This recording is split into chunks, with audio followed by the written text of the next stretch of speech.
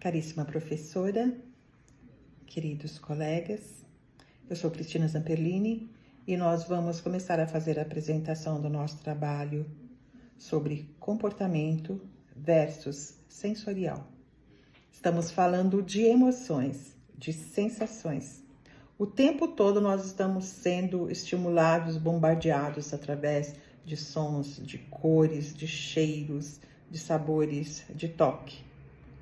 Na medida em que somos estimulados, nós também reagimos a esses estímulos através dos nossos sentidos, da visão, da audição, do olfato, do paladar.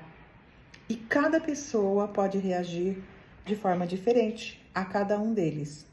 Por exemplo, a exposição a determinados odores podem desencadear memórias ou afetar o nosso humor.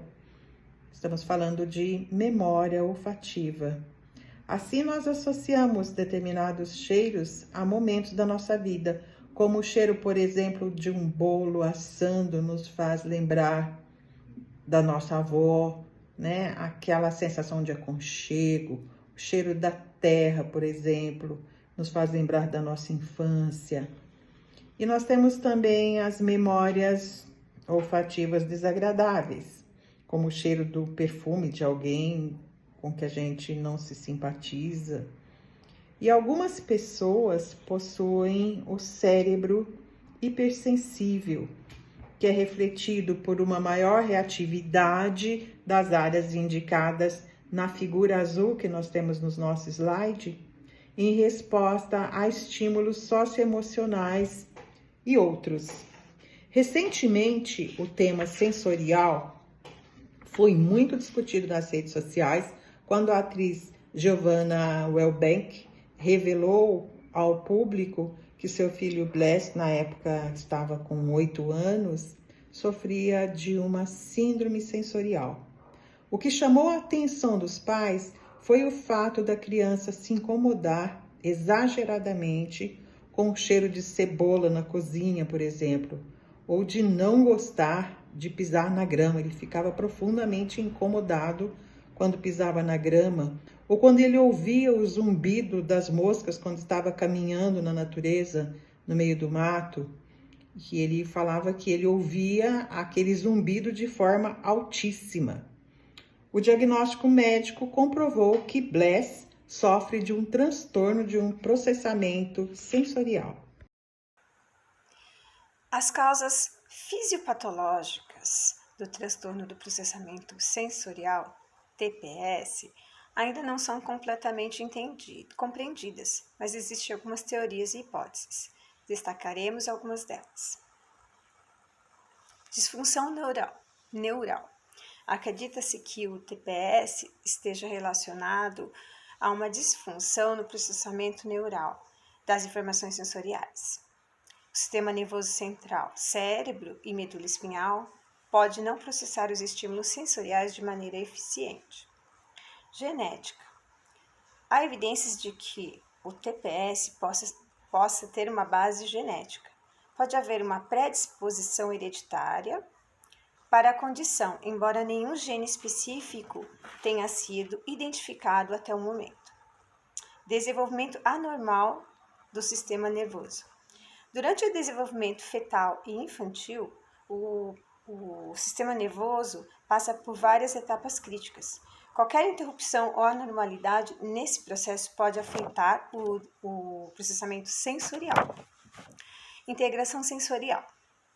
O TPS está relacionado à integração sensorial, que envolve a capacidade do cérebro de combinar informações de diferentes sentidos, como visão, audição, tato e equilíbrio. Se essa integração não ocorrer adequadamente, podem surgir sintomas do TPS. Ambiente pré-natal e perinatal. Exposição a toxinas, infecções e outros fatores ambientais durante a gravidez ou no momento do nascimento pode afetar o desenvolvimento do sistema nervoso e contribuir para o TPS. Morbidades. O TPS muitas vezes ocorre em conjunto com outras condições, como o transtorno do espectro autista, TEA, transtorno de déficit de atenção e hiperatividade, TDAH, e transtorno de ansiedade. vamos falar um pouquinho de Jean Aires, renomada neurocientista e terapeuta ocupacional.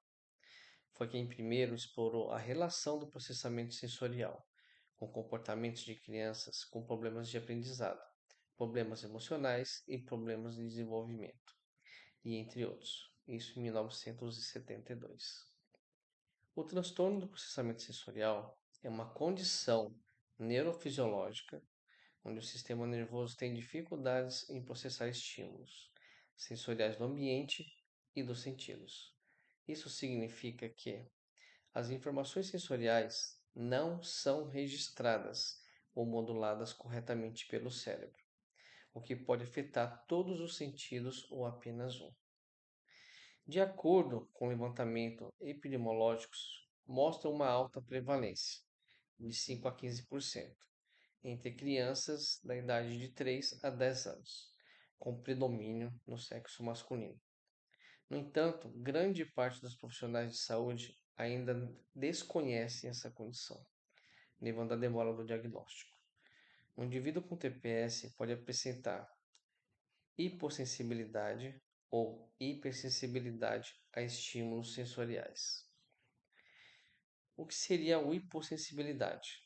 São crianças hipersensíveis ou pouco sensíveis. Podem não ter sensibilidade ao ambiente. Por exemplo, elas podem apresentar uma alta tolerância à dor e, por esta razão, são conhecidas por terem uma busca sensorial, o que significa que eles têm uma necessidade constante de tocar pessoas ou coisas, mesmo quando não é apropriado. A hipersensibilidade é a sensibilidade aumentada aos estímulos, fazendo com que luzes e cores pareçam muito brilhantes, sons muito intensos, odores muito fortes e sensações táteis profundas. Podem levar a uma seleção mais rigorosa de alimentos, desconforto com barulho e desconforto ao ser tocado. Apesar do TPS ter sido associado ao autismo, ele é um distúrbio distinto que pode ocorrer em pessoas com ou sem transtorno do espectro autista. A causa exata do TPS ainda não foi identificada. Acredita que tem um forte componente genético, como citado acima. A integração sensorial é o processamento e a organização das informações sensoriais para o uso funcional das atividades e ocupações desempenhadas diariamente como respostas adaptativas às exigências do meio. Os déficits de integração sensorial afetam diretamente o cotidiano do indivíduo, podendo resultar em dificuldades de aprendizagem e movimentos globais desajeitados, dificuldade em adquirir habilidades ocupacionais, que são exigências do dia a dia, entre outras mais. Torna-se necessário um olhar clínico e aguçado para verificar o comportamento e condutas que sugerem disfunções de processamento sensorial, que interferem na qualidade e na resposta do cotidiano do sujeito, para que realize as avaliações necessárias e inicie o quanto antes a intervenção, no sentido de minimizar os déficits apresentados. O método de integração sensorial está diretamente ligado à terapia ocupacional, pois objetivam, no contexto de reabilitação, a integração dos sentidos e dos inputs sensoriais, proporcionando oportunidades de uma integração biopsicossocial, estimulando o processo evolutivo e favorecendo a superação de obstáculos impostos pelas disfunções. Olá, professora, colegas. Dando continuidade à apresentação do nosso trabalho, como a Cris finalizou, estava falando sobre o papel da terapia ocupacional. Uma sessão de terapia ocupacional começa com avaliação. Uma vez concluída, o terapeuta deve desenvolver um plano com objetivo para aumentar a capacidade que a criança tem de utilizar suas sensações. Quando um terapeuta ocupacional está usando técnicas de intervenções, alguns elementos centrais incluem: a intervenção terapêutica deve desafiar a criança a desenvolver ideias, permitir que a criança planeje essas ideias e em seguida execute os planos com sucesso. Quando eu falo de crianças, é porque a maioria, né, quem tem no TPS, a maioria é cometida de criança, mas isso não quer dizer que também não seja no adulto e que o olhar terapêutico também não seja voltado para essas pessoas. Um ambiente rico em oportunidades táteis, proceptivas e vestibulares pode criar segurança física e emocional para a criança. Muitas atividades terapêuticas promovem controle postural, o equilíbrio e que pode incluir o uso de equipamentos especiais, como a bola, suspenso, patinetes. E o terapeuta ocupacional é o principal profissional que trabalha com TPS e que realiza a avaliação,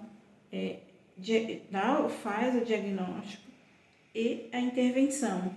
Esquecer e entender que nós somos o principal profissional que deve fazer esse diagnóstico, entrar com a intervenção para as questões do TPS. E aí, lembrando um pouquinho, só para um fechamento, como o transtorno do processamento sensorial afeta várias regiões cerebrais então várias áreas estão envolvidas no processamento sensorial.